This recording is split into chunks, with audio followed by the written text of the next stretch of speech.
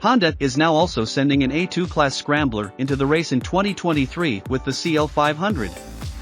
What are the differences to Honda's other 500s and what makes the CL500 stand out? Tanya and Dietmar have made a tour with the newcomer and described their impressions here. The Honda CL500 is already the fifth machine that Honda equips with the 471 cubic centimeters inline twin. In addition to the CB500F naked bike, there is also the CMX500 Rebel Cruiser, the CBR500R sports car and the CB500X adventure bike, and now also a scrambler. The CL500 is not only the youngest bike in this lineup, but also the cheapest machine at €6,400, without transfer. They come in 4 colors, black, orange, green and blue. The seat height is a low 790 mm. This also enables smaller pilots to stand safely. The CL500 weighs only 191 kilograms and is extremely easy to maneuver. A2 beginners in particular should also take this aspect into account, because a motorcycle that is too heavy is often a nuisance, especially for beginners. You sit upright, as is typical for scrambler, the high-mounted and wide handlebars fall into the hands of the rider as if by itself. The pillion footrests are mounted very high, so the pillion passenger has, as is so often the case with this type of motorcycle, the knees almost between the ears. So the two of you will rarely want to plow through the area with this bike. The CL500 is limited to the essentials when it comes to technical equipment. There is only a 2-channel ABS, driving modes and traction control are missing, as well as mobile phone connection or other toodlet.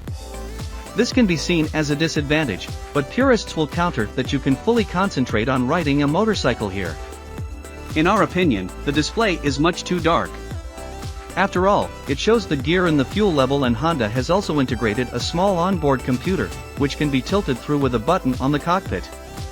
The lighting again makes a good impression, LED all around, and also in the CL500 Honda has again installed the ESS emergency braking signal. In the event of strong deceleration, the turn signals automatically start flashing, which should prevent one or the other rear-end collision. The laterally raised silencer, which is provided with a stainless steel cover as heat protection, is very successful. And that actually works very well, so the passenger doesn't have to worry about a burned right leg. The sound of the CL500 is pleasing and not too raucous. Sound check top right. The stationary noise is 89 dBA, which is compatible with neighbors and village passages. The engine of the CL500 is almost unchanged compared to the CB500F.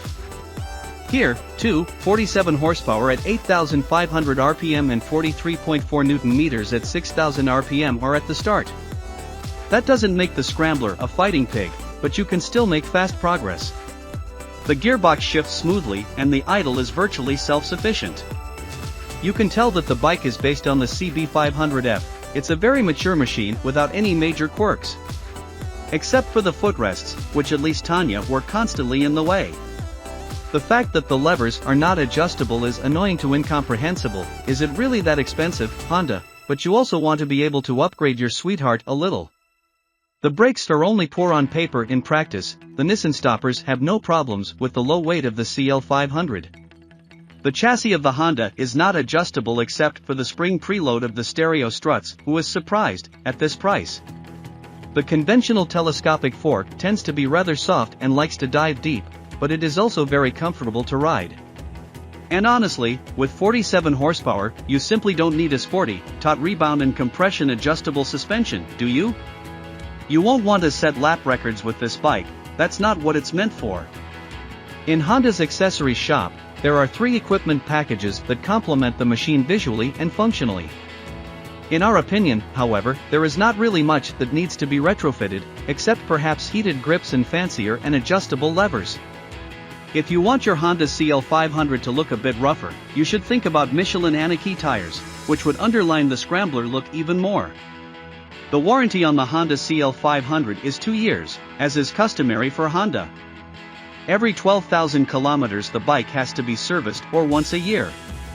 The only competitors we can think of are the Fantic Caballero Scrambler 500, the Benelli Leoncino 500 and the Royal Enfield Scram 411. Scramblers in the A2 class are still rather rare.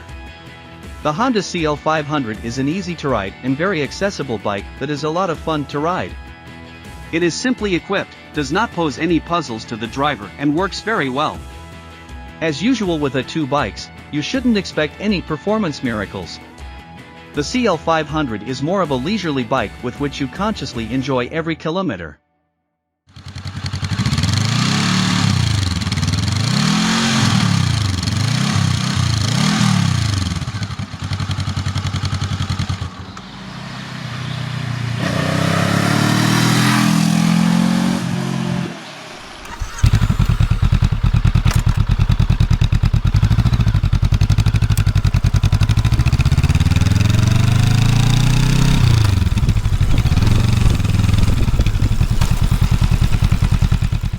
Drei, 2, 1, los geht's.